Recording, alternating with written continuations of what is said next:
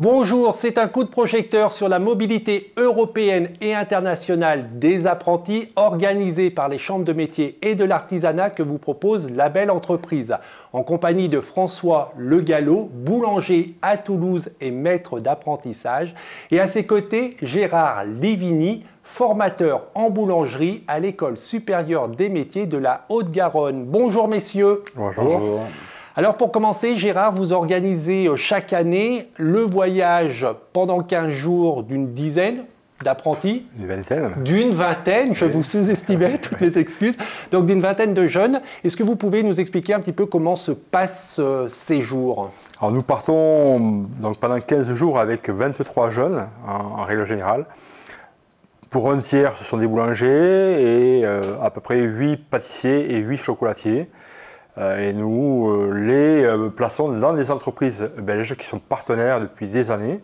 Et nous faisons attention justement de placer des éléments qui vont convenir à l'entreprise choisie. Donc pendant 15 jours, ces jeunes vont être en stage ou salariés de ces entreprises? Oui, un stage, oui. Belges. Oui. Ça leur occupe les 15 jours ou est-ce qu'ils ont un peu de temps libre pour aller faire un peu de tourisme? Voilà, il y a un petit peu de temps libre, hein, puisque c'est un rituel. Tous les dimanches, entre les 15 jours, nous allons à Bruges, où il y a un très joli musée du chocolat. Donc on fait du tourisme et on fait aussi de la pédagogie. Et donc ces 15 jours sont vraiment une découverte du métier de chocolatier aussi pour nos apprentis. Alors parmi ces jeunes qui partent, il y a régulièrement un salarié de la boulangerie Saint-Georges que vous gérez, François. Tout à fait. Alors pourquoi vous avez décidé d'envoyer votre jeune apprenti boulanger faire ce voyage, ce stage en Belgique?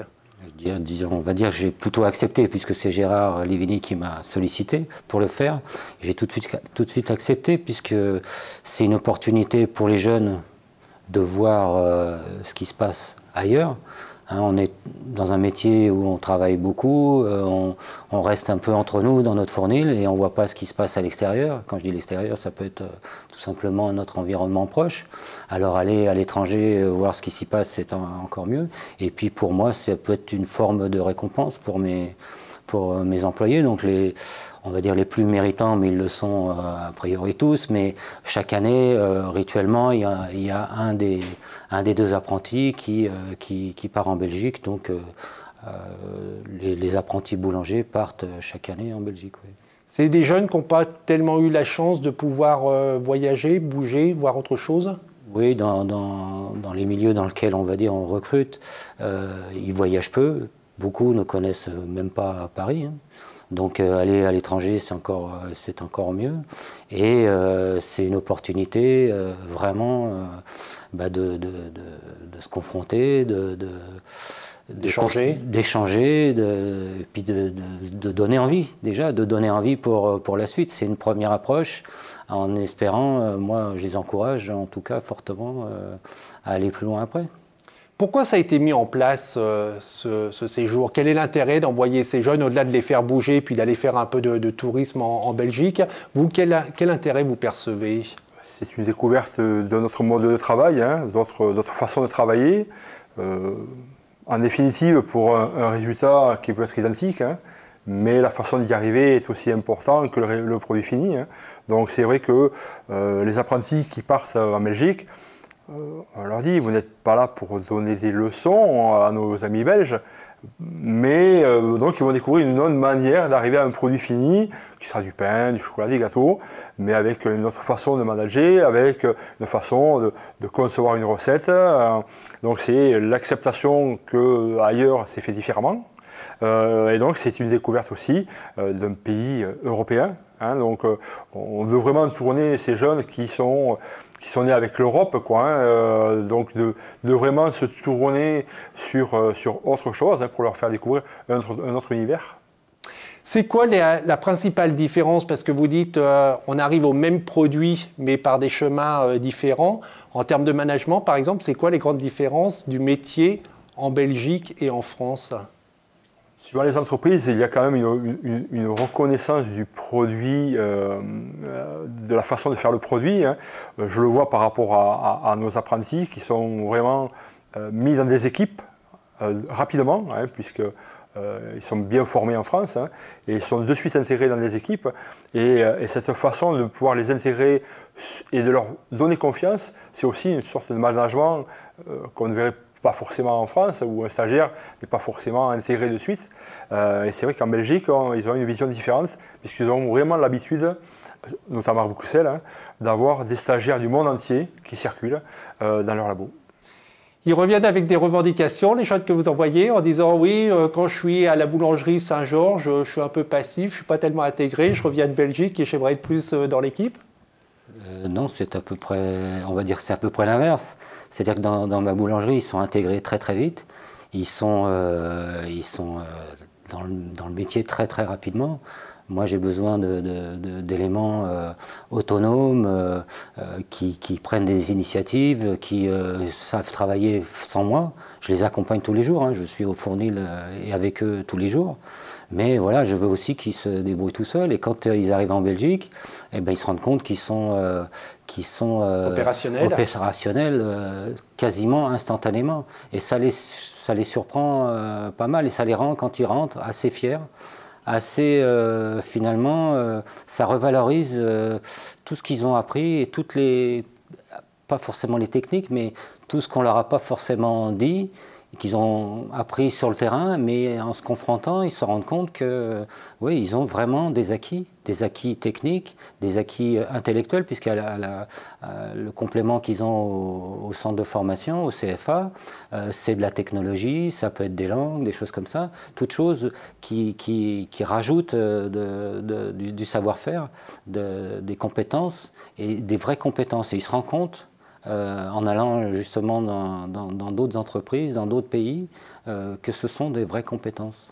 C'est un constat que vous partagez, Gérard, c'est-à-dire que les jeunes que vous accompagnez, parce que là, vous avez, vous, l'aperçu à travers un jeune, donc ça reste un jeune, alors que vous en accompagnez 23, vous avez une vision un petit peu plus globale. C'est un jeune tous les ans. Hein. Un jeune tous les ans, donc depuis 10 ans. Depuis 2009 ou 2008, quelque chose comme ça. On est presque sur un échantillon représentatif. Ça commence. Mais un peu plus faible que celui de Gérard. Oui, mais les réactions reviennent tous les ans quand même, un peu les mêmes. Alors c'est ce que vous dites, et je voulais une confirmation de la part de Gérard. Est-ce que c'est un peu le même bilan que vous tirez, c'est-à-dire que vous voyez des jeunes qui ont plus confiance, qui sont plus fiers en rentrant parce qu'ils s'aperçoivent. Effectivement, quand on voit que ce qu'on fait, on se dit bah tiens, c'est pas terrible, mais quand on a l'occasion de comparer avec l'extérieur, on peut revenir. Disons que rapidement, quand on a commencé ce projet en 2009, on a vite vu la formation à la française, hein, puisqu'on a échangé avec, bien sûr, les entreprises d'accueil, qui ont été étonnés parce que pour eux, le mot stagiaire correspond à ce qu'ils ont en Belgique. C'est-à-dire que ce sont des stagiaires. Ce sont des centres de formation, mais uniquement sur de la technologie et pas forcément dans un bain d'entreprise. Et nous, justement, en France, on a de très bonnes formations en entreprise et en centre de formation.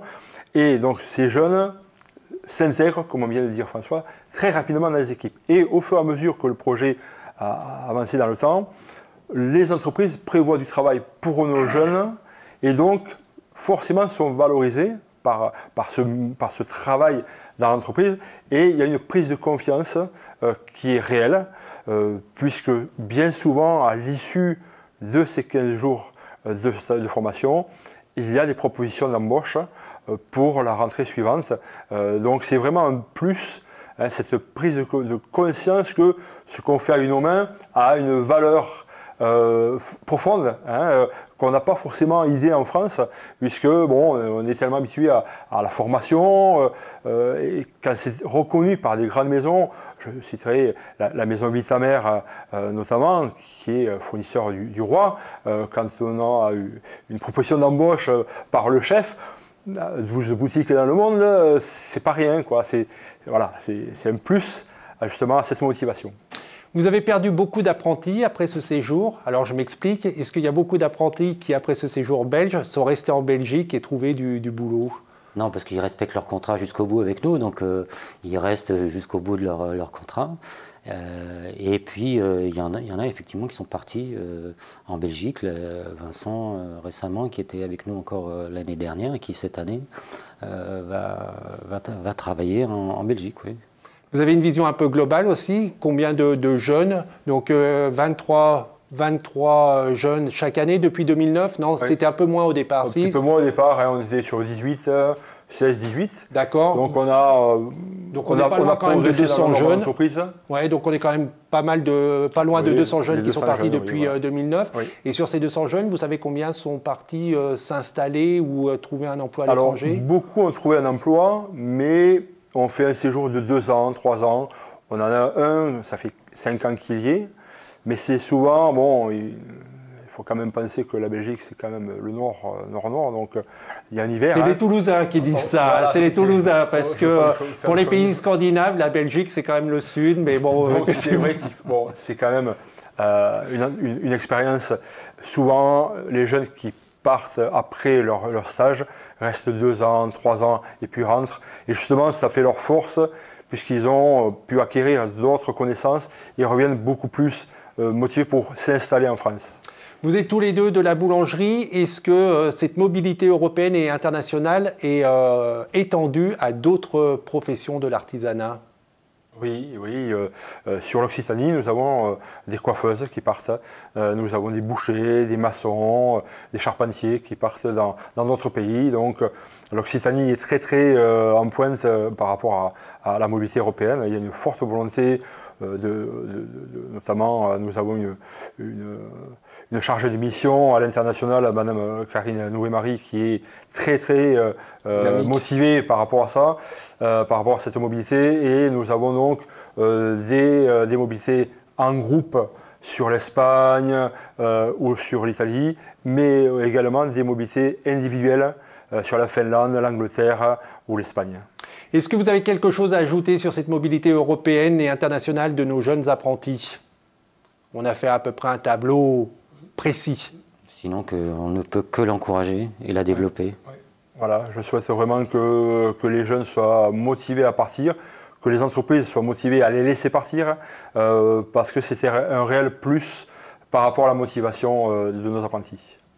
Merci beaucoup pour ces précisions. Merci à vous.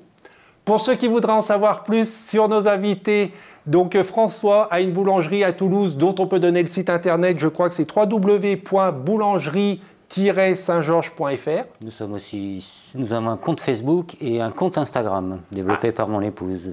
Allez liker les pages gérées par la femme de François. Et puis si vous voulez en savoir plus sur l'activité et l'actualité de Gérard, le site internet de l'École supérieure des métiers, c'est www.esm-muret.fr. Et pour revoir cette émission, c'est demain.fr.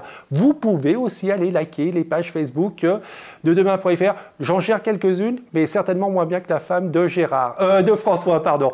On se retrouve la semaine prochaine, en attendant que le souffle de la création et que l'esprit de demain vous accompagne. Au revoir.